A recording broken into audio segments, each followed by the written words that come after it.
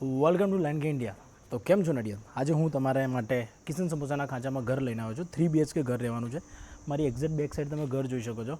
બહુ સારી સોસાયટી છે, કેમ કે ઘર બધા સારા છે. 3 BHK રહેવાનું છે અને ઘર POPથી લઈને બધું જ કરેલું છે. તમે અહીંયા જોઈ શકો છો. તો અહીંયાથી તમે પાછળની સાઈડ પણ એક્સેસ લઈ શકો છો અને તમને જોવું હોય તો અહીંયાથી પણ બતાવી દઉં. ચલો, અહીંયા તમને પાછળ યુટિલિટી વોશ એરિયા મળી જશે અને પાછળ અત્યારે તમને ફૂલ હવા ઉજાસ મળશે, કેમ કે અહીંયા કશું કન્સ્ટ્રક્શન થયેલું નથી, ખુલ્લી જગ્યા છે. અહીંયા તમને યુટિલિટી વોશ એરિયા મળશે. અહીંયાથી તમે કિચનમાં પણ એક્સેસ લઈ શકો છો અને તમને અંદરથી પણ ઘર બતાવી દઉં છું. ચલો, તો અહીંયાથી તમારી ઘરની એન્ટ્રી રહેવાની છે અને એન્ટ્રી થતાં તમે જોઈ શકો છો POPથી લઈને બધું જ કરેલું છે. બહુ જૂનું કન્સ્ટ્રક્શન નથી. આ તમારો લિવિંગ રૂમ રહેવાનો છે અને અહીંયા તમે જોઈ શકો છો સારી એવી જગ્યા આપેલી છે. આ તમારું કિચન રહેવાનું છે. કિચન પણ સારું એવું છે. અહીંયા તમને ફર્નિચર કરેલું મળશે. આ પ્લેટફોર્મ કિચન છે. આ કિચન L શેપમાં કિચન બનાવેલું છે. અહીંયા પણ તમને ફૂલ્લી ફર્નિશ કરેલું છે. POPથી લઈને બધું પરફેક્ટ કરેલું છે. આ તમે જોઈ શકો છો. અહીંયા સ્પેશિયલ ડિઝાઇનથી લઈને બધું કરેલું છે. ઘરની કન્ડિશનથી લઈને બધું સારું છે. અહીંયા તમને નીચે કોમન ટોયલેટ બાથરૂમ મળી જશે. આ તમારો નીચેનો ફર્સ્ટ રૂમ રહેવાનો છે. રૂમની સાઇઝ પણ સારી એવી છે, તમે જોઈ શકો છો.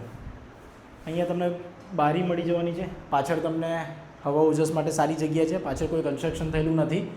એ તમારો અહીંનો મેઇન બેનિફિટ છે, કેમ કે બહુ જ બધા ઘરની પાછળની સાઈડ બીજું ઘર બનેલું હોય છે, તો હવા માટે બહુ સ્પેસ નથી હોતી. અહીંયા તમને લાઈફ ટાઈમ જ્યાં સુધી અત્યારે કંઈ નહીં બને ત્યાં સુધી ખુલ્લી જગ્યા રહેવાની છે. અહીંયા યુટિલિટી વોશ એરિયા છે, તમે જોઈ શકો છો. અને અહીંયાથી પછી આપણે ઉપર જઈશું. ચલો, અહીંયા તમને ઉપર લઈ જઈશું. ઉપર તમને ટોટલ 2 રૂમ મળવાની છે, તમે જોઈ શકો છો. આ ફર્સ્ટ રૂમ છે ઉપરનો.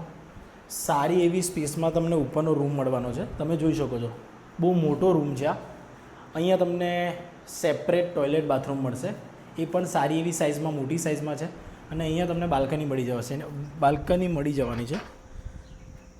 આ તમે જોઈ શકો છો. આ સોસાયટીની તમને સોસાયટી ફેસ સાઈડનું બાલ્કની છે. પછી હું તમને અહીંયાનો બીજા રૂમમાં લઈ જાઉં છું. ચલો, અહીંયા પણ તમને સેમી ફર્નિચર જેવું નોર્મલ ફર્નિચર કરેલું છે. પછી અહીંયા તમને બીજા રૂમ પર લઈ જાઉં. ચલો, આ અહીંયાનો બીજો રૂમ છે. અહીંયા પણ તમને વિન્ડો મળી જશે. અહીંયાથી તમે ટેરેસ માટે એક્સેસ લઈ શકો છો. અને પાછળ તમને મેં જે રીતે બતાવ્યું, અહીંયા જગ્યા, ખુલ્લી જગ્યા રહેવાની છે, જે તમે જોઈ શકો છો વિડીયોમાં.